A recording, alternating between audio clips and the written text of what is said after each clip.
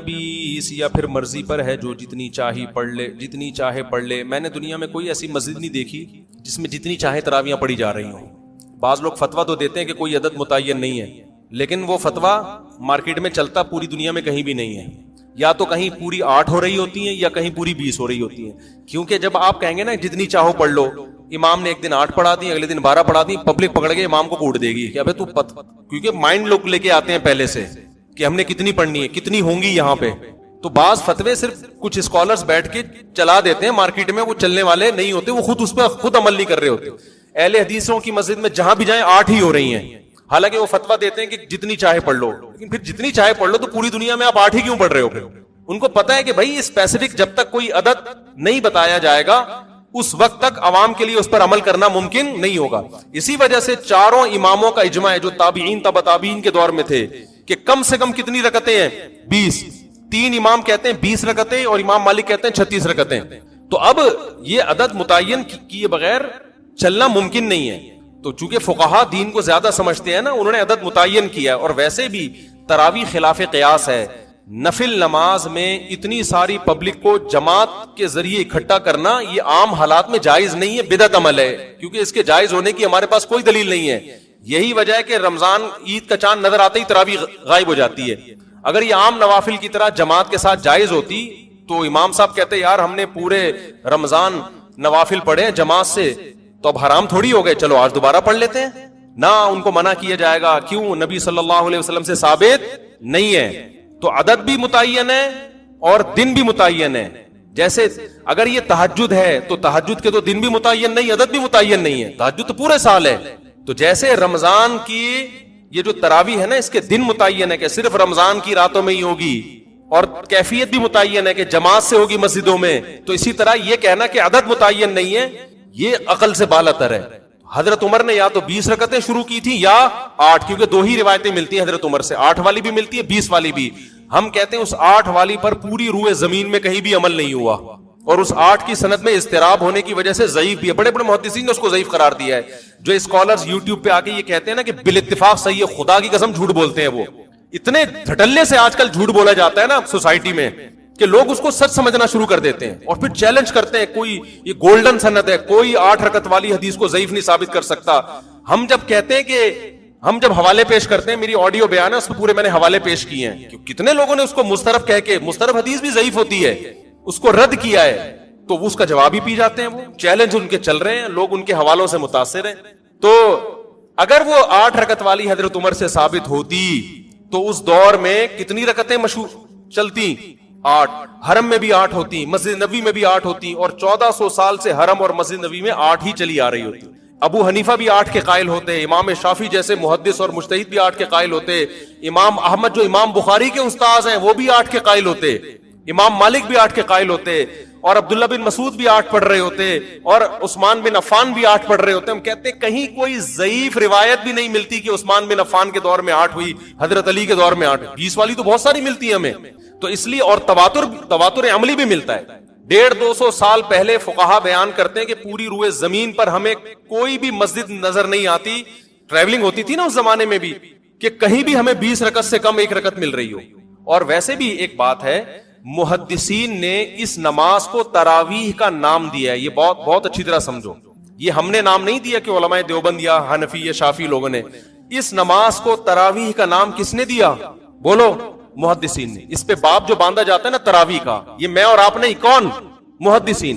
اب تراویح کا جو لفظ ہے نا وہ 8 رکعتوں پہ فٹ ہی نہیں بیٹھتا ہے، کیونکہ امام بہقی حدیث لے کر آئے ہیں، روایت لے کر آئے ہیں. حدیث سے میری مراد روایت، کہ اسلاف جو اس کو تراویح کہتے تھے اس لیے کہ اس میں ہر 4 رکعتوں کے بعد لوگ تھوڑا سا وقف کرتے تھے. تو 4 رکعتوں کو انہوں نے ترویحہ کہنا شروع کر، روح آرام کو کہتے ہیں، ترویحہ اس سے نکلا ہے. 4 رکعتوں کے بعد کیا کرتے تھے؟ آرام. تو اس لیے ہر 4 رکعت کے بعد ہر 4 رکعت کو ایک ترویحہ. تو اب محدثین نے اس کو نام کیا دے دیا؟ تراویح. فقہا اور محدثین نے. تو اس کی وجہ محدثین بیان کرتے ہیں کہ تراویح کا نام اس لیے دیا گیا کہ ہر 4 رکعتوں کے بعد تھوڑا ریسٹ کیا جا رہا ہے. اب مجھے بتاؤ، یہ جو عربی لغت میں نا ایک ترویحہ 4 رکعت اور تراویح جمع اقصا ہے. عربی میں جمع کے لیے کم سے کم 3 فرد ہونا ضروری ہے. جیسے رجل ایک آدمی, بھائی چل رہی ہے ریکارڈنگ, رجل ایک آدمی, رجلانی دو آدمی, رجال دو سے زیادہ. تو تراویح دو ترویحوں سے زیادہ, دو ترویحیں بنتے 8 رکعتیں اور تراویح بنتی 8 سے زیادہ. کتنی زیادہ یہ اس میں سب آ سکتا ہے. تو 8 رکعتوں پہ تو تراویح کا لفظ فٹ ہی نہیں بیٹھتا, تو محدثین اس کو تراویح کیسے کہیں گے اور تراویح کے بعد کیوں باندھیں گے؟ اس زمانے میں اگر 8 رکعتیں ہو رہی ہوتی محدثین کے دور میں تو اس کو ترویحتین کہتے نا, وہ تراویح سے تعبیر نہ کرتے. سمجھتے ہو کہ نہیں سمجھتے؟ اور تراویح ہے بھی جمع اقصا. جمع اقصا کا مطلب عربی میں 2 قسم کی جمع ہوتی ہے, ایک جمع قلت اور ایک جمع کثرت. افعل, افعال, فعلت, افعلت, یہ 4 وزن جمع قلت کے ہیں 3 سے لے کے 9 تک. اور جمع اقصا کہتے ہیں جیسے مساجد, یہ جمع اقصا ہے, بہت ساری مسجدیں اور بہت سارے سے ملتے جلتے الفاظ ہیں, مفاعل یا فعابل, فعائل کے وزن پر.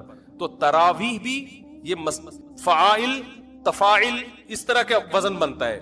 یعنی جمع اقصا کا مطلب ہوتا ہے جس میں جو فعائل کا وزن بن رہا ہو, فواعل کا وزن بن رہا ہو. اب یہ صرف کی بات ہے نا, ہر آدمی کو کھوپڑی میں نہیں آئیں گی. آج کل کے جو اسکالرز آ رہے ہیں ان کو تو ویسے ہی کھوپڑی میں نہیں آئیں گی, کیونکہ ان کو صرف نحو کا الف بے بھی نہیں پتا ہے, عربی گرامر جانتے ہی نہیں ہے, اردو کتابیں پڑھ پڑھ کے پھینک رہے ہوتے ہیں بیٹھ کے. تو تراویح ترویحہ کی جمع اقصا ہے, ترویحہ تفعیلہ اور تراویح تفاعیل. تو تفاعیل کا وزن جمع اقصا کا وزن ہے. یہ جمع کثرت پہ دلالت کرتا ہے. محدثین نے صدیوں پہلے اس نماز کو تراویح کہا, جس سے پتہ چل رہا ہے ایک ترویحہ نہیں ہے, 2 ترویحیں نہیں ہیں, 3 بھی نہیں ہے, 3 سے زیادہ ہیں, کثیر ترویحیں ہیں, کثیر ترویحیں. جب کثیر ترویحیں ہیں تو وہ 8 اور 12 رکعتیں بھی نہیں ہیں, زیادہ ہیں وہ. تو جو حضرات اپنی مسجدوں میں 8 رکعت تراویح پڑھتے ہیں تو بھائی آپ اس کو تراویح کی نماز ہی نہ بولو, ترویحتین بولو. اچھا انہوں نے بھی یہ کام کرنا شروع کر دیا, اب اس کو تراویح بولنا چھوڑ کے صلاۃ اللیل بولنا شروع کر دیا ہے کہ ہم صلاۃ اللیل بولیں گے, تراویح بولیں گے ہی نہیں اس کو. یہ آپ ایک اور مصیبت میں پھنس جاؤ گے. آپ ایک ٹینشن سے تو بچنا چاہ رہے ہو, لیکن آپ ایک دوسری ٹینشن میں پھنس جاؤ گے. وہ ٹینشن یہ ہے کہ محدثین کے دور میں یہ صلاۃ اللیل ہے تو صلاۃ اللیل ہی, وتر بھی صلاۃ اللیل ہے, تہجد بھی, ہر نماز جو رات کو پڑھی جائے وہ صلاۃ اللیل ہے.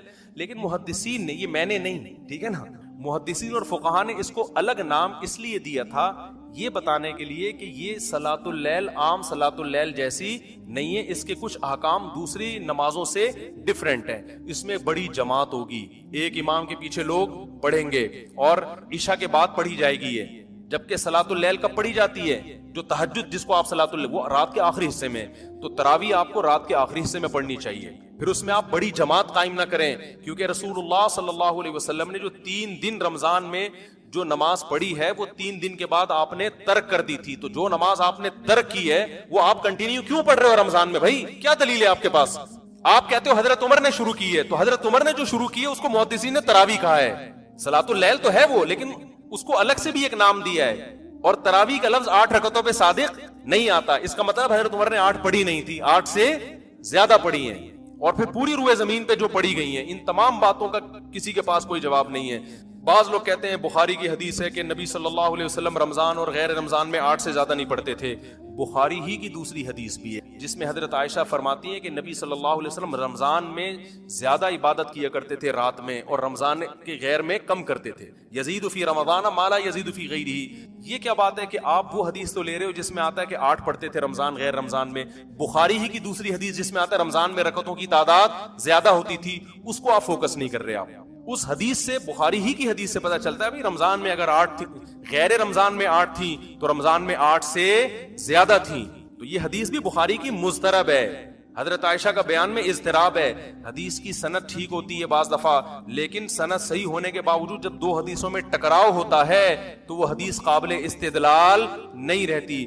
ہم یہ کہتے ہیں کہ امی عائشہ کہتی ہیں کہ ایک طرف کہہ رہی ہیں کہ رمضان میں آپ 8 پڑھتے تھے, دوسری طرف کہہ رہی ہیں 8 سے زیادہ پڑھتے تھے. ہم کہتے ہیں 8 والی حدیث کی تائید ہمیں دوسری حدیثوں سے نہیں ملتی, رمضان میں 8 سے زیادہ پڑھتے تھے, اس کی تائید میں دوسری صحیح حدیثیں موجود ہیں. لہذا ہم امی عائشہ کی یا بخاری کی وہ حدیث کو لیں گے جس میں 8 سے زیادہ کا ہے, اور رمضان کا تقاضا بھی ہے کہ 8 سے زیادہ پڑھتے ہو آپ.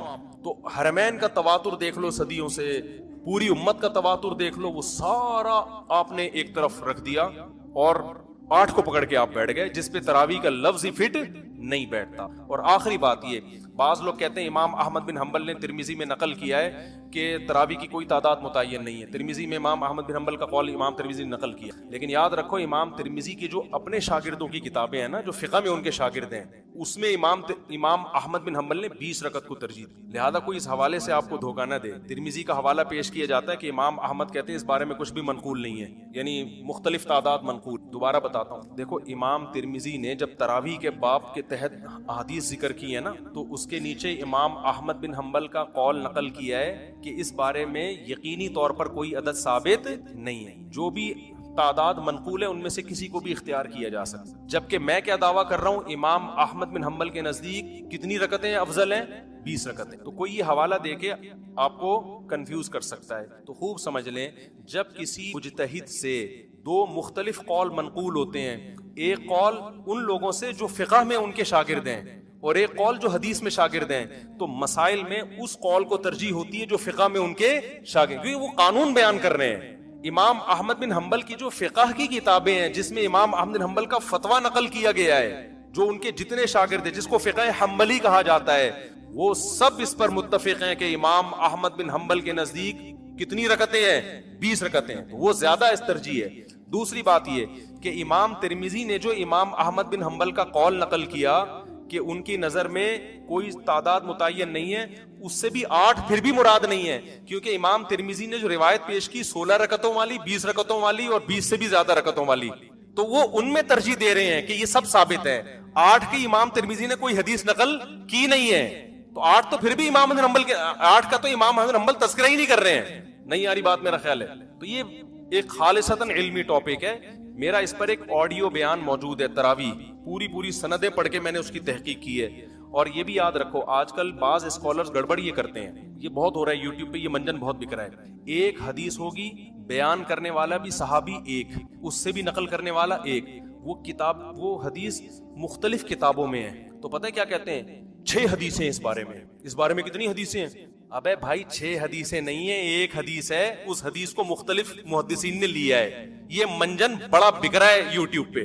پھر وہ حوالے دیتے ہیں, بخاری میں بھی حدیث نمبر فلاں فلاں فلاں, اس میں بھی یہ ہے, مسلم میں حدیث نمبر فلاں فلاں فلاں, مشکات میں حدیث. حالانکہ مشکات میں تو حوالہ دینے کی ضرورت ہی نہیں ہے, کیونکہ مشکات تو بخاری سے لے رہی ہے. یہ منجن بک رہا ہے یوٹیوب پہ, اور بڑے مشہور اسکالر ہیں, میں نام نہیں لیتا, آج کل بہت سارے اسکالر یہ کام کر رہے ہیں. میں دوبارہ بتاتا ہوں کرتے کیا ہیں. جو اپنے مسلک کی تائید میں جب حدیث پیش کریں گے نا, حدیث صرف ایک ہوگی اور اس کے مخالف درجنوں حدیثیں ہوں گی, لیکن وہ منجن کیسے بکے گا؟ عوام تو سامنے بیچاری پڑھی لکھی ہوتی نہیں دینی اعتبار سے, وہ منجن ایسے دکھتا ہے کہ یہ حدیث بخاری میں حدیث نمبر فلاں فلاں فلاں فلاں, مسلم میں حدیث نمبر فلاں فلاں فلاں, اس میں بھی ہے ترمذی میں حدیث نمبر فلاں فلاں فلاں. ابے یار یہ تو چل رہا ہے نا, اس کو آگے لے آئیں. ترمذی میں حدیث نمبر فلاں فلاں فلاں. آدمی کہتا ہے یار اتنی ساری حدیثیں, اور یہ مولویوں کو کیا ہو گیا؟ پھر آپ کہتے ہیں مشکات میں حدیث نمبر فلاں. حالانکہ مشکات مستقل حدیث کی کتاب نہیں ہے, وہ یا تو بخاری سے لے رہی ہوگی یا مسلم سے یا اور کسی کتاب سے. تو جب بخاری کا حوالہ دے دیا تو کم بخت مشکات کا حوالہ کیوں دے رہے ہیں؟ صحیح ہے نا. یہ ایسے ہی ہے جیسے میں کہوں کہ یہ حدیث بخاری میں فلاں اور ریاض الصالحین میں فلاں صفحے پر, تو ریاض الصالحین نے تو بخاری سے ہی لیا ہے نا. یہ منجن بک رہے ہیں, اور حدیث صرف ایک ہی ہے وہ نقل کرنے, تو وہ درجنوں حدیثیں نہیں کہلائیں گی, وہ ایک حدیث کہلائے گی. زیادہ حدیثیں جب کہلائیں گی کہ کم سے کم ایک سے زیادہ صحابی اس کو نقل کر رہے ہوں, یا کم از کم صحابی کے تو 2-4 شاگرد نقل کر رہے ہوں نا. تو یہ منجن آج کل بک رہا ہے, لوگ بھرم میں آتے ہیں. میں نے جب تراویح پر بیان ریکارڈ کروایا نا, آڈیو بیان ہے پوری سندیں پڑھ کے, اس میں صاحب نے دعویٰ کیا تھا کہ 8 رکعت تراویح پہ 8 حدیثیں ہیں. حالانکہ 2 حدیثوں کو کیا بنا کے پیش کر دیا تھا. ایک بخاری والی حدیث جس میں آتا ہے کہ نبی رمضان غیر رمضان میں 8 پڑھتے تھے, جس کا تراویح سے تعلق ہی نہیں ہے. دوسری حدیث حضرت عمر سے, وہ بھی ایک ہی حدیث تھی, اس کو گھما کے کتنے 7 حدیثیں بنا کے پیش کی ہے. تو یہ منجن مارکیٹ میں بک رہے ہیں, ملتے جلتے ناموں سے دھوکہ نہ کھائیں. دیکھو دین قرآن و سنت کا نام ہے, اور قرآن و سنت کی وہ فہم جو ائمہ اربعہ نے جس کو سمجھا نا, اسلاف نے جس کو سمجھا, وہ فہم کو آج کے اسکالرز پہ آپ ترجیح دو, چاہے وہ سعودیہ کا اسکالر ہو, چاہے وہ دبئی کا ہو, چاہے وہ پاکستان کا ہو. آج کے اسکالرز پہ اعتماد نہیں کیا جا سکتا. لوگ کہتے ہیں مکہ کے اسکالر نے فتویٰ دیا ہے. بھائی مکہ کے اسکالر میں بھی دونوں طرح کے لوگ ہیں, وہاں بھی ایسے لوگ بھی ہیں جو مضبوط علم والے لوگ ہیں, اور ایسے لوگ بھی ہیں جو سرکاری ٹائپ کے ہیں, گورنمنٹ جو کہہ رہی ہے وہ فتویٰ دے رہے ہیں. ابھی تو وہاں تو کھلا اتنا آسان ہو گیا سعودی عرب میں، لیکن اس پہ بھی آپ کو فتویٰ مل جائے گا کہ وہ صحیح ہے، تو تحقیق کہاں ہو رہی ہے؟ تو ابھی تو حکومتوں کے بڑے اثرات ہیں، یہ تو پاکستان بچا ہوا ہے، یہاں کے علماء ابھی بھی بہت حد تک حکومت کے دباؤ سے بچے ہوئے ہیں، لہذا یہاں غلط اسکالر بھی بھرپور ملیں گے، صحیح اسکالر بھی بھرپور ملیں گے. لیکن یہ میں آپ کو بتا دوں کہ جب تک پراپر وے میں انسان علم حاصل نہیں کرتا اور اپنے علم کو اسلاف سے جوڑتا نہیں ہے، صرف اپنی کھوپڑی استعمال کر کے لوگوں کو گائیڈ کرے گا، تو وہ غلط گائیڈنس کی طرف لے جائے گا، وہ لوگوں کو صحیح رہنما. یہ جو رمضان ہے اس کو قرآن کے ساتھ بہت مناسبت ہے، یہ ایک دوسرے کے دوست ہیں. اسلام کے زندہ ہونے کی، اسلام کے برحق ہونے کی علامتوں میں سے ایک بہت بڑی علامت رمضان کا مہینہ ہے. کوئی بھی جھوٹی دعوت، کوئی بھی جھوٹا مذہب 1400 سال گزرنے کے بعد بھی اتنا زندہ اور اتنا ایکٹیو نہیں ہو سکتا جتنا اسلام ہے. پوری دنیا میں ایک ہلچل مچ جاتی ہے، پوری دنیا، مسجدیں بھر جاتی ہیں، لوگ سحری اور افطاری کے انتظامات شروع کر دیتے ہیں. اور اللہ نے جو کتاب اپنے حبیب صلی اللہ علیہ وسلم پر نازل فرمائی اور یہ بتایا کہ یہ آخری کتاب ہے اور اس کی حفاظت میں خود کروں گا، تو اس کی حفاظت کرنے کے جو اللہ نے انتظامات کیے، ان انتظامات میں سے ایک انتظام تراویح کی نماز تھی. یہ وہ نماز ہے جو دوسرے مذاہب میں، آسمانی مذہبوں میں ہمیں نہیں ملتی. یہ وہ نماز ہے. اگر یہ تراویح کی نماز یہودیوں کے پاس ہوتی تو ان سے تورات ضائع بولیں نہ ہوتی. تورات ضائع ہے. جب موسیٰ علیہ السلام پہ تورات نازل ہوئی تھی اسی وقت لوگ نماز میں اس کی تلاوت شروع کر دیتے اور پوری کتاب ختم کرتے جیسے ہم کرتے ہیں. تو اتنے لاکھوں اس کے حافظ پیدا ہو جاتے اور پڑھتے پڑھتے پڑھتے پڑھتے وہ آج اسی طرح ہوتی جیسے حضرت موسیٰ پر نازل ہوئی تھی. یار بھائی اس کو دن میں سیٹ کیا کرو نا، تجربے جو بھی لایا ہے نا یہ آپ کی ذمہ داری ہے. وہ ان کو لانے کیوں دیا آپ نے؟ یہ تو آپ زیادہ سمجھتے ہیں نا مائک کیسا ہونا چاہیے. اب یہ آدھا یہاں تک آ رہا ہے، تراویح میں بھی ٹینشن، وہ بیٹھے گا ہی نہیں، کیسے بیٹھے گا؟ یہ تو آپ کل صدر جائیں صبح اور لے کر آئیں. ٹھیک، پورا رمضان ابھی یہی ٹینشن. وہ نہیں، وہ پھر مجھے وہ یاد آتے ہیں محرم میں لال کپڑا لگا دیا تھا نا، تو اس کا غصہ ہو رہے تھے، پھر مائک اٹھا کے پھینکا تھا. ویسا نہ مجھے بھی ایسے ہی کوئی ٹینشن ہو جائے رمضان کے شروع میں. تو اگر موسیٰ علیہ الصلوۃ والسلام کو تراویح ملتی رمضان کی تو آج تورات ہمارے پاس اصل شکل میں موجود. اگر عیسیٰ علیہ السلام کو یہ تراویح کی نماز ملتی تو آج انجیل اصل شکل میں موجود ہوتی. انجیل کے اتنے حافظ. موٹیویشن ملتی ہے نا. والدین جب اپنے بچوں کو دیکھتے ہیں کہ ہمارا بچہ نماز میں امامت کر رہا ہے اور الحمد سے لے کے والناس تک پورا قرآن سناتا ہے تو ان کا ظرف بڑا ہو جاتا ہے، دل بڑا ہو جاتا ہے. دوسرے والدین بھی سوچتے ہیں کہ ہم نے بھی اپنے بچوں کو حفظ کرانا. اس سے موٹیویشن ملتی ہے. اتنی موٹیویشن ملی کہ لاکھوں کروڑوں حافظ پیدا ہو گئے. ورنہ لوگ سب اپنے طور پہ قرآن پڑھتے، بہت ہی نیک لوگ حفظ کر لیتے، باقی لوگ کیوں حفظ کرتے بھائی؟ وہ کہتے کیا ضرورت ہے. مجھے اپنا بچپن یاد ہے، میں جب حافظوں کو تراویح میں پورا قرآن پڑھتے ہوئے دیکھتا تھا نماز میں، میرا بہت دل چاہتا تھا کہ کاش اللہ مجھے بھی یہ صلاحیت دے کہ میں بھی الحمد سے لے کے والناس تک مصلی پہ کھڑا ہو کر پورا قرآن پڑھوں. ایک دل میں جذبہ پہ ہر سال جذبہ پیدا ہوتا تھا. اب بچپن میں تو ہم اسکول کالج میں پڑھے، ہمیں کہاں ٹائم ہی نہیں ملا. لیکن جب ادھر کو آئے نا تو پھر بڑی عمر میں میں نے حفظ کیا اور بڑی تمنا تھی. پڑھائی کے دوران حفظ کرتے کرتے بالآخر جب پہلی مرتبہ میں نے قرآن سنایا ہے، پوری رات بیٹھ کے میں یاد کرتا تھا. پوری رات. بہت مشکل تھی نا، کچا تھا، سنایا صحیح تھا. جیسے مجھے یہ موٹیویشن ملی اور بھی مسلمانوں کو یہ موٹیویشن ملتی ہے. تو پچھلی کتابیں جو تھی چونکہ ان شریعتوں کو اللہ نے ختم کرنا تھا، اللہ کو پتا تھا کہ یہ ایک خاص وقت کے لوگوں کے لیے، زمانہ چینج ہوگا تو اس حساب سے اللہ کا جو آسمانی مذہب ہے اس کے احکام بھی آہستہ آہستہ چینج ہوں گے زمانے کے لحاظ سے. تو اس لیے اللہ کے علم میں یہ بات تھی کہ ایک آخری پیغمبر کو میں بھیجوں گا محمد صلی اللہ علیہ وسلم، اور انہیں جو شریعت دوں گا وہ قیامت تک کے لیے قابل قبول ہوگی. ایسی شریعت ہوگی، وہ ہمیشہ، وہ ہر دور میں ہر جگہ پہ چلے گی. اب آپ دیکھ لیں پچھلی امتوں کو جو روزے دیے گئے وہ 24 گھنٹے کے روزے تھے. آج اگر ہمیں 24 گھنٹے کے روزے مل جاتے, پہلے ہی مارکیٹ سے روزے دار شارٹ ہوتے جا رہے ہیں اور مارکیٹ سے شارٹ, اور بہت سے لوگ جو گرمیوں میں 24 گھنٹے کے روزے رکھتے وہ 26ویں روزوں پہ آ کے دنیا سے ہی شارٹ ہو جاتے ہیں, کیونکہ پہلے جیسی قوتیں نہیں ہیں. گرمیوں کے روزے کہاں 24 گھنٹے رکھ سکتا ہے آدمی, تو روزے میں اعتدال پیدا کر دیا اللہ نے. آج جو ہم نے آیتیں پڑھی اس میں کُلُوا وَاشْرَبُوا حَتَّى يَتَبَيَّنَ لَكُمُ الْخَيْطُ الْأَبْيَضُ مِنَ الْخَيْطِ الْأَسْوَدِ مِنَ الْفَجْرِ, کہ کھاؤ اور پیو یہاں تک کہ فجر کا وقت ظاہر ہو, فجر تک کھانے کی اجازت ہے. تو یہ جو تراویح میں ہم قرآن پڑھتے ہیں نا, یہ رسول اللہ صلی اللہ علیہ وسلم نے کیا. اللہ نے آپ پر وحی کی. ایک رات آپ صلی اللہ علیہ وسلم نکلے گھر سے.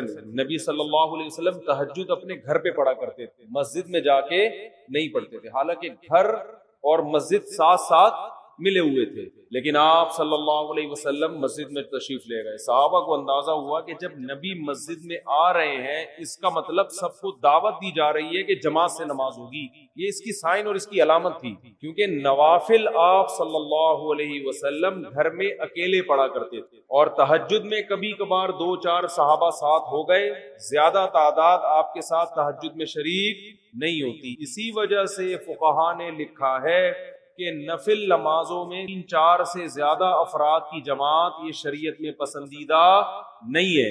یہ اپنی طرف سے آپ نفل کی جماعتیں نہیں کر سکتے بڑی بڑی, کیونکہ نبی نے نہیں کی ہیں. اشراق کی نماز اکیلے پڑھی, اوابین اکیلے پڑھی ہے, لیکن رمضان میں آپ مسجد میں جب تشریف لائے تو صحابہ سمجھ گئے کہ یہ اپنی نماز نہیں ہوگی بلکہ اس میں ترغیب دی جا رہی ہے کہ جماعت ہوگی. صحابہ کی اتنی حرص, اتنے لوگ اکٹھے ہو گئے, 3 دن تک آپ آتے رہے, اتنا مجمع اکٹھا ہو گیا, کیونکہ نبی کے پیچھے کون نماز چھوڑے گا بھائی. کہ آپ صلی اللہ علیہ وسلم نے فرمایا مجھے خطرہ ہوا کہ یہ نماز تم پہ فرض نہ ہو جائے, تمہارے شوق کو دیکھتے ہوئے فرض ہو جائے گی تو مشکلات پیدا ہو جائیں گی, لہذا آپ نے ختم کر دی. لیکن جو صحابہ جن میں تفقہ, جن میں بصیرت تھی, وہ سمجھ گئے کہ نبی چاہتے ہیں کہ یہ نماز لوگ پڑھیں, لیکن آپ اس کو 5 نمازوں کی طرح فرض کرنا نہیں چاہتے, لیکن چاہت ہے, ورنہ 3 دن بھی نہ پڑھتے نا. صحابہ نے دیکھ لیا کہ نبی کی یہ کیا ہے, بولو چاہت. اس لیے نبی صلی اللہ علیہ وسلم کے دنیا سے جانے کے بعد جیسے ہی رمضان کا چاند نظر آتا صحابہ مسجدوں کا رخ کرتے. حالانکہ تہجد صحابہ گھر میں پڑھا کرتے تھے, مسجدوں میں نہیں پڑھا کرتے, اور تہجد میں بڑی بڑی جماعتیں نہیں ہوتی تھی. صحابہ سمجھ گئے کہ یہ نبی کیا چاہتے ہیں, اس نماز کو امت میں رائج کرنا چاہتے ہیں. اس وقت صحابہ نے اس کو الگ سے کوئی نام نہیں دیا تھا, الگ سے کوئی نام نہیں دیا تھا. بس قیام اللیل رات کی نماز ہے, رمضان میں جماعت سے ہوگی. ایسی صحابہ کرام کی حرص تھی اس نماز میں, کیونکہ بدعت نہیں تھی, کیونکہ دیکھ چکے تھے نا نبی کر چکے ہیں, کہ حضرت ابو بکر کے دور میں سب جماعتوں میں بٹے ہوئے ہوتے تھے. سارے صحابہ چونکہ حافظ نہیں تھے, حضرت ابو بکر, عمر, علی, عثمان, چاروں صحابہ رضی اللہ عنہم یہ حافظ تھے. ان کو مسجد میں جماعت سے پڑھنے کی ضرورت بولو نہیں تھی, کیونکہ تراویح کا بڑا مقصد ایک یہ ہے کہ جس کو قرآن یاد نہیں ہے وہ حافظ کے پیچھے قرآن سن کر اپنے قرآن کا دور مکمل کر لے. حضرت عمر یہ نماز گھر میں پڑھا کرتے تھے, اور علماء کہتے ہیں کہ جس کو قرآن یاد ہو اس کے لیے خود سے تراویح پڑھانا یہ کسی کے پیچھے پڑھنے سے بہتر ہے. سمجھ رہے ہیں کہ نہیں سمجھ رہے ہیں؟ نہیں یاری میرا خیال ہے بات سمجھ, ابھی تو آپ کے اچھے بھی سمجھ, آواز گونج تو نہیں رہی نا, گونج رہی ہے, بہت گونج کرو یار, اللہ مجھے سمجھ میں نہیں آ رہی, رمضان آتے ہی ٹینشن اسٹارٹ. تو جو حافظ ہے نا, حافظ جو خود پورا قرآن پڑھ سکتا ہے, اسے چاہیے اپنی الگ جماعت کرائے, الگ جماعت, تاکہ اس کا قرآن کیا ہو جائے, پورا ریپیٹ ہو جائے. جو حافظ نہیں ہے وہ حافظ کے پیچھے پڑھیں. صحابہ یہی کیا کرتے تھے. نبی نے فرمایا نا 73 فرقوں میں سے جنتی کون ہے, جو میرے اور صحابہ کے طریقے پر. تو صحابہ کیا کرتے تھے, حضرت ابو بکر کے دور میں جس کو جو قاری اچھا لگتا کہ بھئی آپ زیادہ اچھا پڑھتے ہو, چلو بسم اللہ کرو, آگے کھڑے ہو, ہم آپ کے پیچھے نیت باندھتے ہیں. یہ رمضان کے علاوہ یہ کام نہیں ہوتا تھا. اگر رمضان کے علاوہ ہوتا نا, حضرت ابو بکر روکتے, بدعت کہہ کے روکتے اس کو, یہ تم نے کیا شروع کر دیا نیا کام. حضرت ابو بکر کے دور میں تراویح کی نمازیں ہوئیں, لیکن سب نے اخفل طریقے سے پڑھی, جماعتیں ہوئی, ایک مسجد میں کئی کئی جماعتیں ہوتی تھی. بھائی مجھے یہ والا قاری پسند ہے, اس کی آواز اچھی ہے, چلو بھائی آ جاؤ. مجھے وہ والا اچھا لگ رہا ہے, اس کی آواز اچھی ہے, چل بھائی میں اس کے پیچھے پڑھوں گا, آپ اس کے پیچھے پڑھیں. بعض لوگ اسپیڈ کو دیکھ رہے ہوتے ہیں, آواز کے بجائے کس کو دیکھتے ہیں؟ بھائی فلاں کی اسپیڈ تیز ہے, ہم اس کے پیچھے پڑھیں گے. امید ہے صحابہ تو یہ نہیں کرتے ہوں گے اسپیڈ, ٹھیک ہے نا, وہ کون زیادہ اچھا پڑھتا تھا. تو حضرت ابو بکر کے دور میں جتھوں کی شکل میں کئی کئی جماعتیں مسجد میں ہو رہی ہیں. یہ رمضان کے علاوہ نہیں ہوتی تھی, ہوتی تو روکتے ان کو نا حضرت عمر کی, بھی کیا بدعت شروع کر دی ہے, لیکن حضرت ابو بکر نے ان کو روکا نہیں, کیونکہ جانتے تھے کہ نبی سے یہ ثابت ہے. حضرت عمر رضی اللہ تعالی عنہ کا دور آیا, آپ رمضان میں مسجد میں آئے, رات کے وقت دیکھا کوئی ادھر نماز پڑھ رہا ہے جماعت سے, کوئی ادھر پڑھ رہا ہے, کوئی ادھر پڑھ رہا ہے, ایک رونق مسجد میں. حضرت عمر نے فرمایا کہ یہ ایک امام کے پیچھے جمع ہو جائیں تو کتنا اچھا ہو. ہر آدمی اخپل طریقے سے کیوں پڑھ رہا ہے؟ مسجد میں کیا ہونا چاہیے؟ بولو, ایک بڑی جماعت ہو نا, کیونکہ نبی صلی اللہ علیہ وسلم نے رمضان کی راتوں میں جو 3 دن تراویح پڑھی, وہ مسجد کو ایک رونق دی ہے, اور وہ ایک امام تھے اور ان کے پیچھے سب نے نماز پڑھی ہے. تو مسجد کی رونق اس میں ہے کہ ہر آدمی اخپل طریقے سے کسی امام کے پیچھے نماز پڑھنے کے بجائے ایک امام کے پیچھے بولو نماز پڑھ. وہ دن اور آج کا دن مسجد حرام میں بھی اور مسجد نبوی میں بھی ایک ہی امام کے پیچھے تراویح ہوتی چلی آ رہی ہے. جتنی رکعتیں حضرت عمر نے حکم دیا تھا نا امام کو پڑھائے, نہ ان رکعتوں میں کمی بیشی ہوئی اور نہ اس طریقے میں کمی بیشی ہوئی جو طریقہ حضرت عمر نے شروع کیا تھا. اب اس میں علماء 2 حصوں میں بڑھ گئے. بعض علماء نے کہا کہ حضرت عمر رضی اللہ تعالی عنہ نے جو ایک امام کے پیچھے لوگوں کو جمع کیا تو اصل حکم یہ نہیں تھا, اصل یہ تھا کہ ہر آدمی اپنی الگ جماعت کرا سکتا ہے. لہذا ان علماء نے کہا, جیسے کہ بعض سعودی عرب کے علماء کی رائے ہے کہ آج بھی تراویح میں مسجد میں 2 جماعتیں جائز ہیں. یہ بعض علماء کی رائے ہے کہ بھئی حضرت ابو بکر کے دور میں کتنی جماعتیں ہوتی تھی؟ بہت سی جماعتیں ہوتی تھی. لیکن جمہور کا قول یہ ہے, جس میں حنفی بھی شامل ہیں, حنفیہ, کہ ٹھیک ہے ہوتی تھی, لیکن جب حضرت عمر نے اس کو ختم کر دیا اس سسٹم کو, اور باقی تمام خلفائے راشدین نے, حضرت عثمان, حضرت علی نے دوبارہ وہ 2 جماعتیں شروع, 2 یا زیادہ جماعتیں نہیں بلکہ ایک امام کے پیچھے, تو اب حضرت عمر کے فیصلے کے بعد ایک مسجد میں تراویح کی 1 سے زیادہ جماعتیں جائز بولو نا نہیں ہے. کیوں جائز نہیں ہے؟ رسول اللہ صلی اللہ علیہ وسلم نے فرمایا, علیکم بسنتی وسنت الخلفاء الراشدین المہدیین, کہ میری اور خلفائے راشدین کی سنت کو لازم پکڑو. بات سمجھ میں نہیں آ رہی میرا خیال. تو جنہوں نے خلفائے راشدین کی سنت کو نبی کے کہنے پہ لازم پکڑا, وہ مسجد میں کتنی جماعتیں کرتے ہیں؟ ایک, اور اس میں رونق بھی ہے. اور بعد کے خلفائے راشدین نے حضرت عمر کے اس کارنامے کو بہت سراہا. حضرت علی رضی اللہ تعالی عنہ ایک دفعہ مسجد نبوی میں نکلے رمضان میں, دیکھا ایک امام کے پیچھے لوگ تراویح پڑھ رہے ہیں, فرمایا اللہ عمر کی قبر کو نور سے بھر دے, او کما قال, کہ اس نے ہماری مسجدوں کو رونق بخش دی. مجمع بڑا ہو گیا نا, تو اس میں مسجد میں کیا ہوتی ہے؟ رونق. ہر آدمی اخپل طریقے سے پڑھ رہا ہو, 2 ادھر پڑھ رہے ہو, 2 ادھر, ان کی آوازیں بھی آپس میں کیا ہوں گی؟ ٹکرائیں گی. پھر لوگوں میں بحث بھی ہوگی, وہ والا زیادہ اچھا پڑھ رہا ہے, وہ اس کی سپیڈ بہت تیز ہے, آ جا ادھر آ جا. ہوتا ہے نا ایسے, ہمارے یہاں تو یہ پھڈا شروع ہو جاتا ہے نا, ابے وہ آدھے گھنٹے میں ایسے پورا اسپیڈ سے بھاگا ہے, تو ابھی کیا کر رہا ہے؟ مسجدوں میں نا یہ مقابلے ہوتے ہیں. تمہارے یہاں تراویح کتنے بجے ختم ہوتی ہے؟ کہتے 10 بجے. ابے تمہارے یہاں 10, ہمارے یہاں تو 9:45 پہ ختم ہو جاتی ہے. ایسا فخر کرتے ہیں جیسے 15 منٹ بچا کے پتہ نہیں یہ کیا کوئی بزنس کریں گے, کروڑوں روپے کمائیں گے اس میں. تو بہت صحابہ کرام مسجدوں کو کیا کر دیا کرتے تھے؟ بھر دیا. انہوں نے نام نہیں دیا اس کو تراویح کا, لیکن وہ یہ جانتے تھے کہ یہ ایک ایسی نماز ہے جو رمضان کے ساتھ خاص ہے, اس اسٹائل میں ہوگی, اتنی رکعتیں ہوں گی. پھر بعد میں اسلاف نے اس کو تراویح کا نام دے دیا کہ بھئی الگ نام دے دو. نام دینے پر نہ اللہ کی طرف سے کوئی پابندی, نہ گورنمنٹ کی طرف سے. نام کیوں دیا تراویح کا وہ میں بیانات میں بہت دفعہ بتاتا رہتا ہوں. ترویحہ 4 رکعتوں کے بعد ان کی عادت تھی تھوڑا آرام کرنے کی, تو 4 رکعتوں کو ایک ترویحہ کہا, اور تراویح کئی دفعہ 4 رکعتیں, اس لیے 8 رکعتوں پر تو یہ لفظ بیٹھتا ہی نہیں ہے. پھر حضرت علی رضی اللہ تعالی عنہ جب کوفہ چلے گئے، جب حضرت عمر نے تراویح شروع کروائی نا تو مکہ میں، بصرہ میں، کوفہ میں، دمشق میں یہ خبریں پھیلنا شروع ہو گئی. بھائی خلیفہ راشد نے سب کو ایک امام کے پیچھے جمع کر دیا. پوری دنیا میں صحابہ جہاں جہاں بھی گئے رمضان میں سارے مسجدوں میں آ کے جماعت سے نماز شروع کرتے. حضرت علی رضی اللہ تعالی عنہ رمضان کا چاند نظر آتے ہی کوفہ میں اپنے گھر والوں کو بھی، بچوں کو بھی، اپنے ازواج کو بھی، عورتوں کو بھی لے کے مسجد میں آیا کرتے تھے. ان کے شاگرد بھی، صحابہ بھی یہ کیا کرتے تھے. حالانکہ عام طور پر صحابہ کرام خواتین کو مسجد میں نماز پڑھنے کی ترغیب بولو نہیں دیتے، کیونکہ یہ جائز تھا مگر ترغیب نہیں تھی اس کی کہ مسجد میں آئے. ترغیب یہی تھی کہ وہ جماعت سے نماز مسجد میں پڑھنے کے بجائے کہاں نماز پڑھیں؟ گھر میں.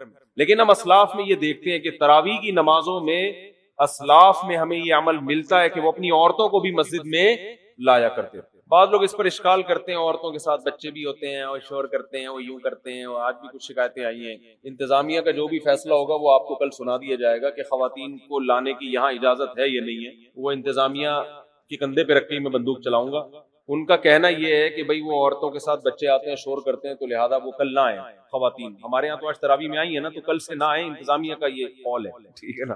تو مجھ سے مشورہ نہیں لیا، میں اپنا مشورہ دے دیتا، میں اپنی رائے تھوپتا نہیں. میں مشورہ یہ دیتا کہ نبی صلی اللہ علیہ وسلم کے دور میں جو خواتین مسجد میں نماز پڑھنے آتی تھی تو بچے بھی گود میں ہوتے تھے، وہ روتے بھی تھے، اور آپ صلی اللہ علیہ وسلم ان بچوں کی وجہ سے ان خواتین کو ڈانٹ کے بھگاتے نہیں تھے، بلکہ ان بچوں کی رعایت میں نماز مختصر کر دیتے تھے تاکہ ماں کو تکلیف نہ ہو. کیونکہ عورت اور بچہ یہ ساتھ ساتھ ہیں. اب ان کو آپ یا تو بالکل محروم کر دو یا ان کو یہ کہو کہ بچے پیدا کرنا چھوڑ دیں تاکہ عبادت آرام سے ہو سکے. اسلام یہ کہتا ہے بھئی عبادت بھی ہوگی اور گود میں بچہ بھی ہوگا، مردوں نے برداشت کرنا ہے. نہیں یاری بات میرا خیال. آپ بھی کسی کے بچے تھے کہ نہیں تھے؟ آپ کو بھی تو آپ کی اماں نے برداشت کیا کہ نہیں کیا گودوں میں اٹھا اٹھا کے؟ اس وقت آپ کی اماں عیدی سینٹر میں جمع کرا کے آتی، کم بخت نہ تراویح پڑھنے دیتا ہے، ٹھیک ہے نا، نہ کچھ کام کرنے دیتا ہے. جیسے آپ کی اماں آپ کو گود میں اٹھا کے آتی ہوگی، نماز پڑھتی ہوگی، آپ روتے تھے، تو علماء نے کبھی آپ کی اماں کو یہ فتویٰ نہیں دیا ہوگا یہ جو وسیم تم نے گود میں اٹھایا ہوا ہے اس کو عیدی سینٹر میں جمع کرا دو. سب نے یہی فتویٰ دیا کہ اسی کو گود میں لے کے نماز آپ نے پڑھنی ہے. یہ روئے گا تو ہم آپ کی رعایت کریں گے. بہرحال جو بھی فیصلہ ہوگا وہ بتا دیا جائے گا، کیونکہ یہ ایک اختلافی مسئلہ بھی ہے خواتین کا مسجد میں آنا نہ. میری اپنی ذاتی ایک رائے ہے، وہ تفرد ہے میرا، فیصلہ وہی ہوگا جو ہوگا فیصلہ. تو حضرت عمر رضی اللہ تعالی عنہ نے جو شروع کیا، مسجدیں کو رونق بخش دی، اور حضرت نبی صلی اللہ علیہ وسلم حضرت جبریل کے ساتھ تراویح میں، جبریل کے ساتھ رمضان میں قرآن کا دور کیا کرتے تھے تاکہ قرآن آپ کو یاد رہے. تو اس لیے علماء نے لکھا ہے کہ رمضان میں تراویح پڑھنا الگ سنت ہے اور قرآن کا دور مکمل کرنا بولیں یہ الگ سنت. یہ بھی اس کی اصل بھی نبی سے ثابت ہے، یہ بھی نبی سے ثابت. اس کا نتیجہ کیا نکلا؟ الحمد سے لے کے والناس تک کتنے لاکھوں کروڑوں 1400 سال میں حافظ پیدا ہو گئے کہ قرآن کے ضائع ہونے کا امکان اسباب کی دنیا میں بھی ختم ہو گیا. اتنا پڑھا جا رہا ہے، اتنا پڑھا جا رہا ہے.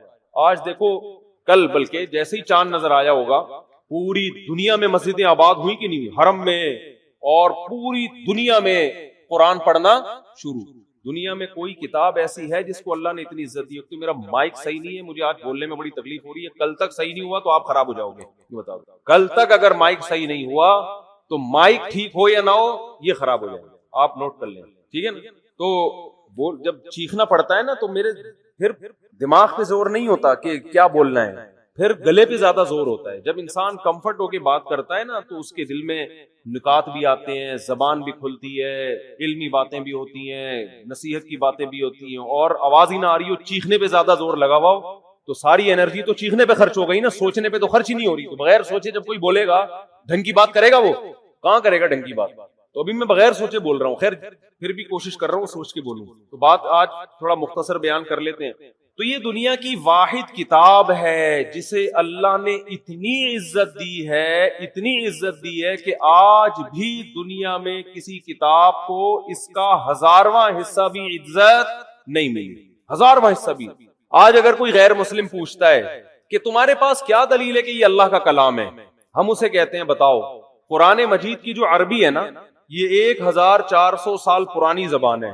اللہ نے اس قرآن کی حفاظت کے لیے صرف حافظوں کو پیدا نہیں کیا بلکہ اس زبان کو محفوظ کر دیا جس زبان میں یہ قرآن نازل ہوا ہے. آج سے 1400 سال پہلے کی کوئی زبان اب محفوظ نہیں ہے, اور عربی اتنی زبردست محفوظ ہے کہ جو الفاظ صحابہ تابعین اور عرب کے نبی سے 40 سال پہلے کی عربی میں جو الفاظ استعمال ہوتے تھے نا, وہی الفاظ آج عربی زبان میں, وہی اردو زبان میں, بہت سے ان میں سے فارسی زبان میں, بہت سے انگریزی میں استعمال ہو رہے ہیں. دنیا کی واحد زبان ہے جو دوسرے زبانوں سے الفاظ لینے کے بجائے اپنے الفاظ دوسری زبانوں کو ادھار دے رہی ہے, وہی الفاظ استعمال ہو رہے ہیں. 1400 سال پہلے, بلکہ اس سے بھی پہلے, عربی میں پانی کو ماں کہا جاتا تھا. آج بھی کیا کہا جاتا ہے؟ ماں. ڈاکٹر محمود غازی جو ہے نا, ایک بہت بڑے اسکالر گزرے ہیں, بڑے خاندانی اسکالر, اللہ ان کی قبر کو نور سے بھر دے, بڑا تحقیقی کام کیا انہوں نے لکھا کہ ایک عجیب بات لکھی کہ دیکھو نبی صلی اللہ علیہ وسلم کے والد اگر زندہ ہو کے آج آ جائیں, 1400 سال پرانا کوئی انسان اگر آج زندہ ہو کے آ جائے جو عربی کے علاوہ ہو, وہ ہم سے بات کرے کسی سے بھی, سمجھ میں آئے گا کیا کہہ رہا ہے؟ بڑے بڑے مورخین بیٹھ جائیں گے, عجائب گھر سے لوگوں کو نکلوانا پڑے گا زندہ کر کے نا کہ یار اس کو سمجھو بول کیا رہا ہے. لیکن انہوں نے کہا کہ رسول اللہ صلی اللہ علیہ وسلم کے والد اگر آج زندہ ہو کے آ جائیں, حضرت عبداللہ, اور آج وہ ہم سے ہم کلام ہو, کوئی بھی بات کریں, دنیا کے 20 ملک کے کروڑوں عوام اس کو سمجھے گی. ایک ملک نہیں, 20 کے قریب ملک ہیں جن کی زبان عربی ہے, وہ 20 ملک کے لوگ ان کی زبان سمجھیں گے, پورا ایک لفظ سمجھیں گے یہ کیا کہہ رہے ہیں, ایک لفظ سمجھیں گے. ایسا اللہ نے عربی زبان کو محفوظ کیا تاکہ یہ قرآن جب لوگوں کے سامنے پڑھا جائے تو لوگ یہ نہ سمجھیں یہ ہماری عقل میں نہیں آ رہا, ہم اس کو سیکھ ہی نہیں سکتے, ہم اس کو سمجھ ہی نہیں سکتے. اور دوسری بات کہ عربی زبان میں بھی مشکل زبان بھی ہے, آسان زبان بھی ہے, لیکن قرآن کی زبان اللہ نے بے انتہا آسان بنائی ہے. میں عجیب بات آپ کو بتاؤں, ہم جب مدرسوں میں عربی گرامر سیکھتے ہیں نا, عربی زبان سیکھتے ہیں, بس آگے عربی میں ہوتا ہے, تو عربی زبان سیکھنے کے بعد سب سے پہلے جو کتاب ہمیں سمجھ میں آتی ہے وہ قرآن. حدیث تھوڑی اور مشکل, اور فقہ کی کتابیں اور مشکل, عربی ادب اور مشکل. یعنی آپ اگر کوئی زبان سیکھیں نا تو بہت آسان کتابیں آپ کی سمجھ میں سب سے پہلے آئیں گی نا.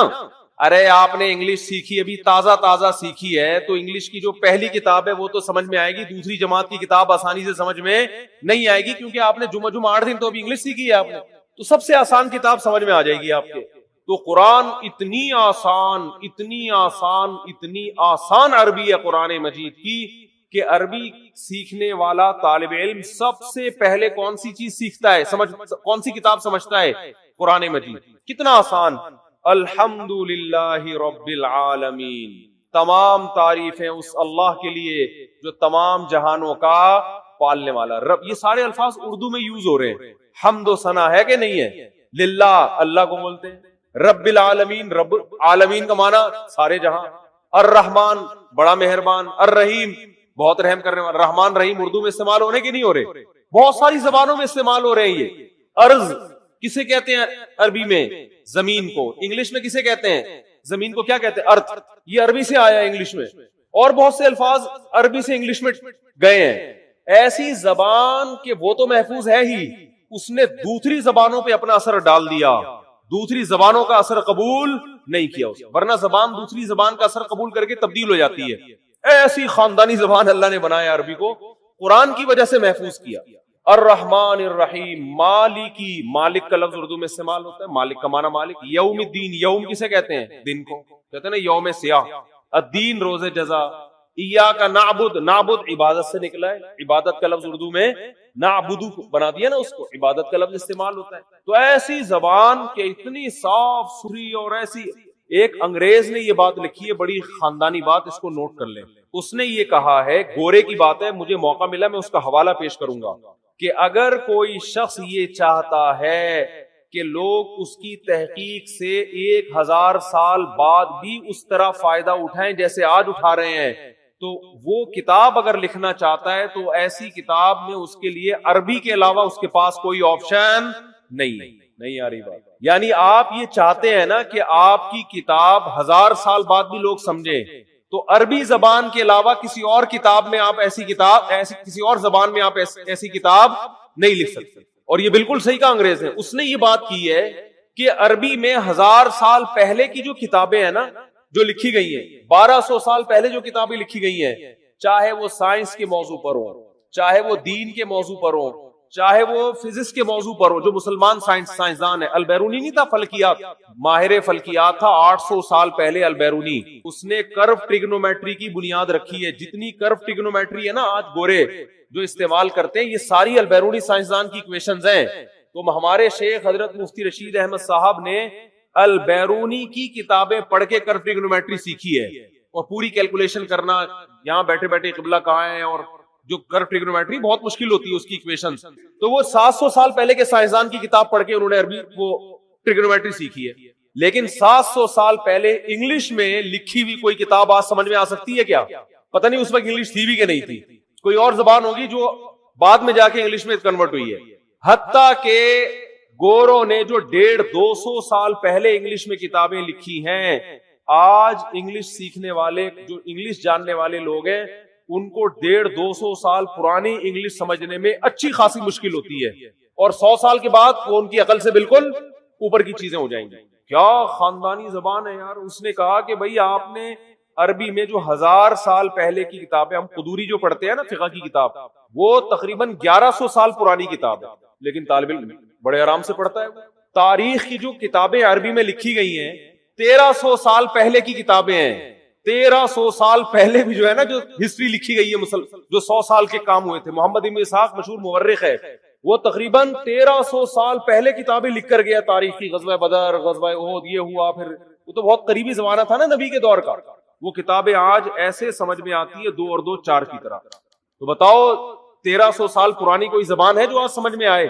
تو اس انگریز نے لکھا کہ عربی وہ واحد زبان ہے کہ آپ اگر اپنی سائنسی تحقیقات عربی میں لکھیں گے تو آپ کی ان تحقیقات سے 1000 سال بعد بھی فائدہ اٹھایا جا سکے گا. اور اس نے یہ اعتراف کیا ہے کہ انگلش میں اگر آپ وہ کتابیں لکھیں گے تو 200, 250, 300, 400, 500 سال کے بعد کوئی ضمانت نہیں ہے کہ لوگ وہ کتاب سمجھ سکتے. ہو سکتا ہے دنیا میں 2-4 اس کے ماہرین ہوں, باقی کوئی نہیں سمجھے گا, کیونکہ انگلش بھی بہت تیزی کے ساتھ بولو چینج ہو رہی ہے, بہت تیزی سے چینج ہو رہی ہے. ہم دیکھتے ہیں 15-20 سال پہلے کی انگلش کے کچھ الفاظ چینج ہو چکے ہیں, اب کچھ اور بن چکے ہیں. اور وہ یہ تو نیچرل ہے نا.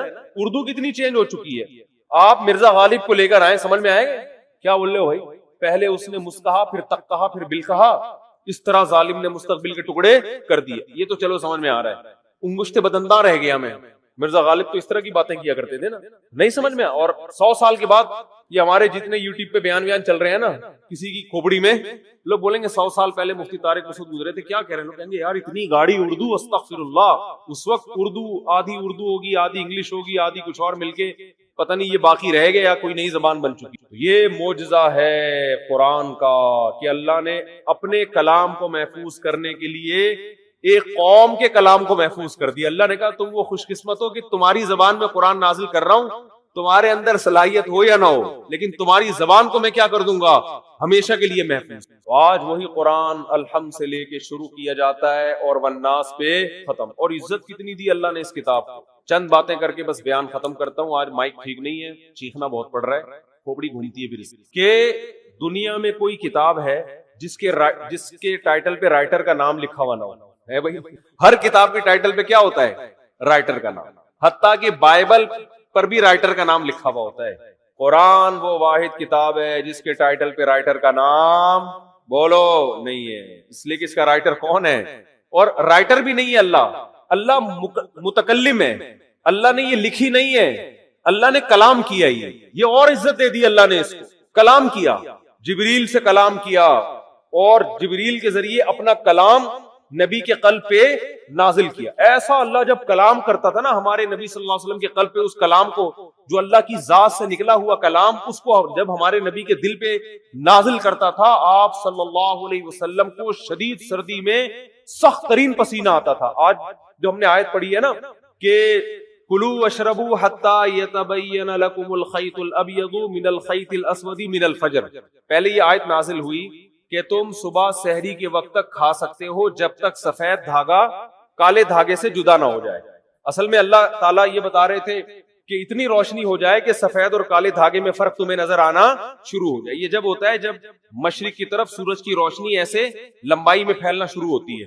اب صحابی کی سمجھ میں ہی نہیں آیا, وہ سمجھے کہ اس آیت کا یہی مطلب ہے کہ کالا دھاگا اور سفید دھاگا, حالانکہ یہ کنایا تھا کہ صبح صادق ہو جائے. تو وہ صحابی جو تھے نا وہ یہ لے کے بیٹھ گئے اور دھاگوں میں فرق کرنے لگے. تو جب فرق کرنے لگے تو پریشان ہوئے, نبی صلی اللہ علیہ وسلم کے پاس آئے کہ اللہ کے کلام کا مطلب کیا ہے. تو آپ صلی اللہ علیہ وسلم پر اللہ نے ایک لفظ نازل کیا چھوٹا سا, کلوا واشربوا حتی یتبین لکم الخیط الابیض من الخیط الاسود, کہ رات یعنی کالا دھاگا سفید دھاگے سے جدا ہو جائے یعنی فجر کا وقت ہو جائے. تو یعنی فجر اتنا لفظ نازل کیا اللہ نے, من الفجری کا لفظ. اور امی عائشہ فرماتی ہیں کہ اتنا سا لفظ جب نبی پہ نازل ہوا تو شدید سردی میں آپ صلی اللہ علیہ وسلم کے پسینہ ٹپکنا شروع, ایسے نچڑنا شروع. ہم سمجھ گئے کہ آپ پر کیا نازل ہو رہی ہے, وہی. جب آپ صلی اللہ علیہ وسلم نارمل حالت میں آئے تو آپ نے کیا لفظ پڑھا, من الفجر, بس اتنا سا لفظ. تو یہ اللہ کا کلام تھا. ایک اور دلچسپ واقعہ ہمیں ملتا ہے احادیث میں, قرآن مجید کی آیتیں نازل ہوئیں, لا یستوی القاعدون من المؤمنین, جو مومنین میں پیچھے بیٹھنے والے لوگ ہیں وہ ان کے برابر نہیں ہو رہے جو میدان جہاد میں بولو لڑتے ہیں.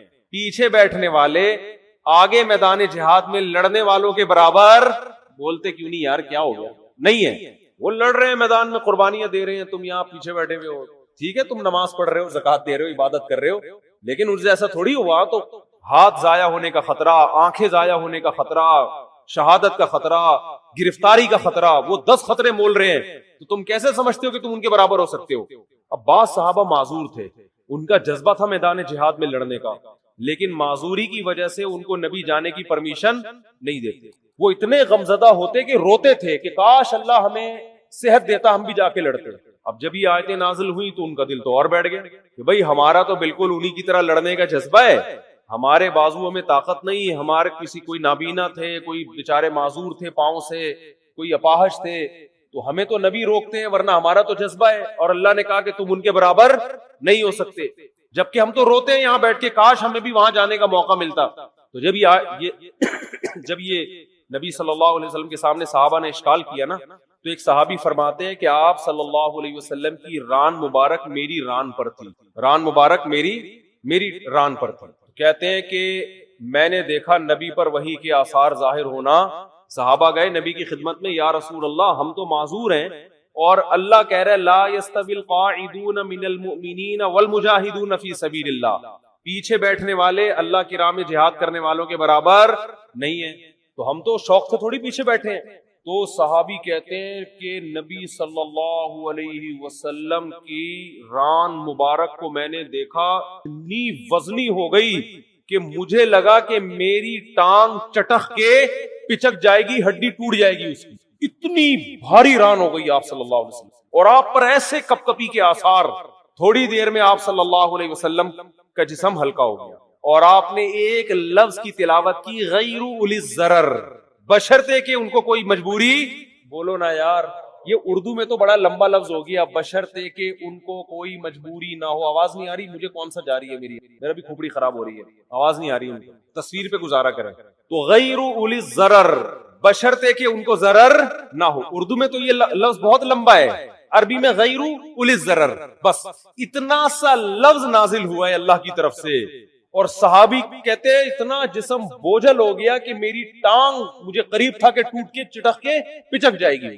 اور ایسے آپ صلی اللہ علیہ وسلم کے پسینہ نچڑنے لگا. جہاں میں یہ سوچتا تھا کہ جب اللہ نے یہ نازل کرنا ہی تھا ہے بھائی کہ جو پیچھے بیٹھنے والے لوگ ہیں وہ آگے جانے والوں کے برابر نہیں ہے, بشرطے کہ ان کو کوئی معذوری نہ ہو, تو پہلے ہی نازل کر دیتا. کیا ہو گیا بھائی, کیا ہو گیا, تاکہ صحابہ کو اشکال ہی نہ ہوتا. صحابی نے آ کے اشکال کیا کہ ہم تو عذر سے بیٹھے ہوئے ہیں, تو ہم بھی ان کے برابر نہیں ہیں جو آگے لڑ رہے ہیں. پھر اشکال کیا, پھر اللہ نے کیا دیا, جواب دیا. تو اس کی ضرورت کیا تھی, اللہ کو تو پتا تھا کہ ان کے دل میں اشکال پیدا ہوگا, تو اللہ اشکال کرنے سے پہلے ہی پوری آیت نازل کر دیتے نا. پہلے آدھی نازل کی, پھر اس میں ایک جوڑ دیا, ایک اس میں جو ہے نا گویا کہ ایک پیوند لگایا گیا ہے. تو اصل میں یہ حکمت تھی قرآن کی حقانیت, قرآن کی حقانیت کہ نبی اپنی طرف سے ایک لفظ کا بھی اس میں اضافہ نہیں کر سکتے، ورنہ نبی اس کی تشریح کر دیتے نا کہ بھائی تم جو میرے پاس آئے ہو اور یہ پوچھ رہے ہو کہ پیچھے بیٹھنے والے آگے بیٹھنے والوں کے برابر نہیں ہے، تو میں نے اللہ سے پوچھا، اللہ نے مجھے بتا دیا ہے، میرا وہی تو ویسے بھی آتی تھی نا جس کو حدیث کہا جاتا ہے، یہ بھی تو اللہ سے پوچھ کے ہی باتیں کرتے تھے آپ صلی اللہ علیہ وسلم. تو میں نے اللہ سے پوچھا، اللہ نے بتایا کہ اس میں خود بخود یہ شرط لگی ہوئی ہے کہ بشرطے کہ کوئی عذر نہ ہو، یہ بتا دیتے. لیکن نہیں، اللہ نے یہ ثابت کرنا تھا کہ اس میں نبی اپنی طرف سے کوئی ایڈیشن بولو نہیں کر سکتے، اور صحابہ کو یہ بھی دکھانا تھا کہ یہ نبی کے اپنے الفاظ نہیں ہیں، یہ آسمان سے نازل ہوئے ہیں. اپنے الفاظ میں انسان کی یہ کیفیت نہیں ہوتی، یہ واقعی من جانب اللہ الفاظ نازل ہو رہے ہیں کہ ایک لفظ نے اتنا بوجھل بنا دیا کہ آج تم نے اپنی آنکھوں سے دیکھ لیا کہ تمہاری ٹانگ ٹوٹ کے ہلاک ہونے والی تھی. اس کا مطلب یہ ایک لفظ کا بوجھ ہے جو اللہ کی ذات سے نکلا اور پیغمبر کے قلب پہ نازل ہوا، تاکہ صحابہ کو اور اطمینان ہو جائے کہ یہ ان کا کلام نہیں ہے. اپنے کلام کے وقت یہ کیفیت تھوڑی ہوتی ہے انسان کی. تو ایسا اللہ نے حفاظت کا وعدہ کیا، اور کیسی عزت دی اللہ نے. کتاب پہ ٹائٹل پہ مؤلف کا نام بولو نہیں، تعارف کیا ہو رہا ہے؟ کتاب میں انٹروڈکشن ہوتا ہے نا شروع میں، یہ کتاب فلاں سن میں لکھی گئی ہے، ایک حادثہ ہوا تھا، اس کے نتیجے میں ہم نے یہ لکھی. قرآن اپنے آپ کو انٹروڈیوس کیا کرواتا ہے؟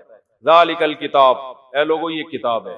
کیا انداز ہے نا کتاب شروع ہونے کا، اے لوگو یہ کتاب لا ریب فیہ، اس میں کوئی شک نہیں ہے کہ یہ کس کی طرف سے ہے؟ اللہ کی طرف. اے اللہ یہ لکھی کیوں گئی ہے، یہ نازل کیوں کی گئی ہے؟ ہدن، یہ تمہیں گائیڈ کرے گی صحیح کیا ہے اور بولو غلط کیا. یعنی پہلے جملے میں ہی بتا دیا کہ اس جیسی دنیا میں کوئی کتاب ہے نہیں، کیونکہ گائیڈنس قرآن کے علاوہ کوئی کتاب کرتی نہیں ہے. آپ کہو یار بہت ساری کتابیں گائیڈ کرتی ہیں، فزکس کی کتابیں ہمیں بتاتی ہیں کہ کتنے کلومیٹر فی گھنٹہ کی رفتار سے اگر کتا آپ کے پیچھے دوڑے گا تو کتنی دیر میں آپ کو پکڑ لے گا. یہی ہوتا ہے نا، اتنی کلومیٹر سے آپ دوڑو گے تو اتنی دور میں وہاں پہنچ جاؤ گے، یہ ہو جائے گا وغیرہ وغیرہ. تو بہت زبردست گائیڈ کرتی ہیں. بھائی انتظامیہ کی مشاورت سے یہ بات طے کی گئی ہے کہ حالات اور کورونا کو مد نظر رکھتے ہوئے خواتین کے لیے تراویح کا انتظام نہیں کیا گیا. چونکہ کچھ خواتین آ گئی تھیں اس لیے وقتی طور پر پردے کا انتظام کیا گیا ہے. خواتین سے درخواست ہے کہ وہ اپنے گھر پر تراویح پڑھیں، کل سے پردے کا انتظام نہیں ہوگا. چلو ٹھیک، سنا دی ہم نے بھائی اعلان. تو کیا کہہ رہا تھا، گائیڈنس، گائیڈ صرف یہ کرے گی. اصل میں یہ جو گائیڈنس مل رہی ہے نا کہ میری گاڑی کہاں سے ٹھیک ہوگی، یہ خاندانی گائیڈنس تھوڑی ہے، صحیح ہے نا، میرا گردے کی پتھری کیسے نکلے گی. اصل میں تو گائیڈنس خاندانی وہ ہوتی ہے جو آپ کو آپ کی منزل بتائے. دیکھو آپ سفر میں راستہ بھول گئے کہ جانا کہاں ہے، تو بہت سے لوگ آپ کو گائیڈ کرتے ہیں، کچھ آپ کو بتاتے ہیں واش روم کہاں ملے گا تاکہ آپ کا پیٹ کیا ہو جائے، تھوڑا ہلکا ہو جائے. گائیڈ تو وہ بھی کر رہا ہے، اس کو آپ اتنی ویلیو نہیں دیں گے. ایک یہ بھی گائیڈ کرے گا یار ادھر ہوٹل ہے وہاں کھانا کھا لینا. لیکن آپ کو جو اصل گائیڈنس چاہیے وہ کیا، کہ میری منزل کہاں ہے، مجھے جانا کہاں ہے. ان چیزوں میں آپ دوسرے درجے میں دلچسپی لوگے. پہلے آپ اس فکر میں لگے رہو گے کہ مجھے منزل کا پتہ چل جائے، میں نے جانا کہاں ہے. مثال کے طور پر آپ جا رہے ہو پشاور کی طرف، راستہ بھول گئے. اب آپ سب سے زیادہ فکر اس کی نہیں کرو گے کہ واش روم کہاں ہے، ہوٹل کہاں ہے، پانی کہاں سے ملے گا، چائے کا گٹکا کہاں سے ملے گا، نسوار کی دکانیں کہاں آئیں گی، گٹکے کی کہاں آئیں گی. سب سے پہلے کھوپڑی میں مسلط ہوگا آپ کے بھائی جان پشاور کا راستہ یہ ہے بھی کہ نہیں ہے. ایسا نہ ہو میں الٹا جا رہا ہوں اور پشاور کے بجائے اور دور ہوتا چلا جاؤں، میرا سفر کیا ہو جائے گا، ڈبل ہو جائے گا. سب سے پہلے انسان کو یہ فکر ہوتی ہے کہ میری منزل کہاں ہے، مجھے جانا کہاں ہے. تو قرآن کہتا ہے تمہیں قرآن یہ گائیڈ کرے گا کہ تم پیدا کیوں ہوئے، تم نے جانا کہاں ہے، تمہاری پیدائش کا مقصد کہاں ہے، الٹیمیٹ ویژن کیا ہے تمہارا. اس ویژن کو سامنے رکھ کر چھوٹے موٹے ویژن آتے رہیں گے دائیں بائیں، وہ تو ٹھیک ہے، واش روم بھی جانا ہے، شادی بھی کرنی ہے، بچے بھی پیدا کرنے ہیں، اور ہسپتال بھی بنانے، اور ڈاکٹر بھی پیدا ہوں گے، اور انجینئر بھی پیدا ہوں گے. یہ تو سارے سفر کے راستے کے لوازمات ہیں. جیسے موٹر وے پہ قیام و طعام کا انتظام بھی ہوتا ہے، لیکن موٹر وے قیام و طعام کے لیے نہیں بنی ہے، آپ کو کراچی سے پشاور پہنچانے کے لیے بنی ہے. بہت مشکل ہے بھائی بات سمجھانا. اصل مقصد موٹر وے کا کراچی سے آپ کو عزت کے ساتھ پشاور پہنچانا، لاہور پہنچانا، ملتان پہنچانا ہے. درمیان میں قیام و طعام اور واش روم اور مسجدیں، یہ موٹر وے کا اصل مقصد نہیں ہے. یہ تو مسافر کو منزل تک پہنچنے والے کو درمیان میں لوازمات چاہیے ہوتی ہے. تو قرآن کے علاوہ جتنی کتابیں ہیں وہ آپ کو آپ کی ضرورت کے معاملے میں گائیڈ کرتی ہیں کہ گاڑی پنچر ہو جائے تو وہاں سے جڑوان. لوگ آپ کو گائیڈ کر رہے ہوتے ہیں मैकेनिक इसके वहां से मिलेंगे, इंजन ऑयल कितने दिन में तब्दील होगा, आपका अपने फेफड़े कब खराब होंगे, कोरोना से कैसे बचना है, वैक्सीन आ गई है कि नहीं आ गई है, ये क़यामत आम है दरमियान में, ठीक है ना। कुरान आपको बताएगा कि जिस जिंदगी की मोटरवे पे तुम चल रहे हो तो उस मोटरवे में तुम्हारा असल हदफ कहां है और कितने किलोमीटर के बाद तुमने दाएं मुड़ना है और कितने किलोमीटर के बाद तुमने बाएं मुड़ना है।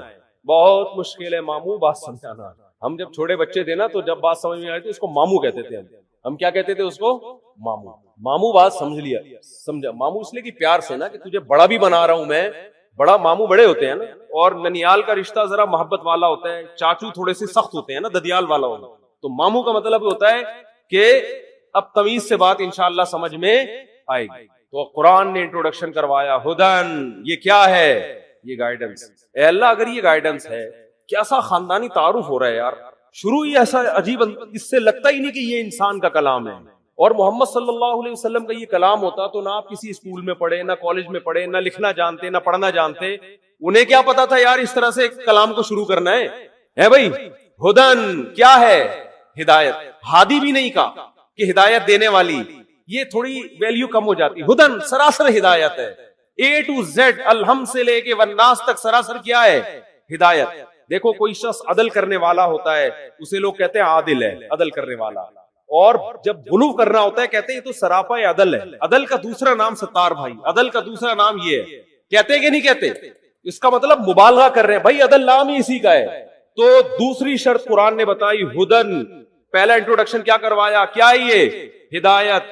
सवाल पैदा होता है, अल्लाह अगर ये हिदायत है तो इतने ज़हीन लोग दुनिया में आए, इसको पढ़ के भी गए, उन्हें तो गाइडेंस बोलो मिली नहीं। हम तो जब मोटरवे पर जाते हैं और हमारा हदफ पिशावर होता है तो हमें बार बार साइन बोर्ड के जरिए मंजिल का पता चलता है कि पिशावर इतने किलोमीटर, दाएं मुड़े, बाएं मुड़े, राइट टर्न, कीप लेफ्ट, और यूं करे और यूं करे, और उस मोटर वो जो है ना वो इंटरचेंज से आप उतर जाएं, और वो तो बिल्कुल सही, वो तो हर एक को मिल रही होती है।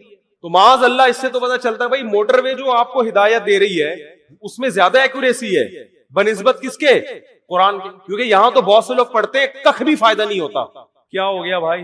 कितने लोग कुरान पढ़ रहे हैं। अबू जहल भी तो सुन रहा था ना, अबू लहब भी सुन रहा था, हजरत उमर चंद आयतें सुन के तब्दील हो गए और ऐसा ईमान पर कायम हुए हैं कि उन्होंने ऐलान किया कि कोई ये मुझे मस्जिद हराम में वो शख्स नमाज से रोके जिसकी जो अपनी बीवी को बेवा कराना चाहता है। चंद आयतें सुनी और मंजिल समझ में आ गई कि जाना कहां है। लेकिन बहुत से पढ़ रहे हैं, कोई फायदा बोलो नहीं हो रहा।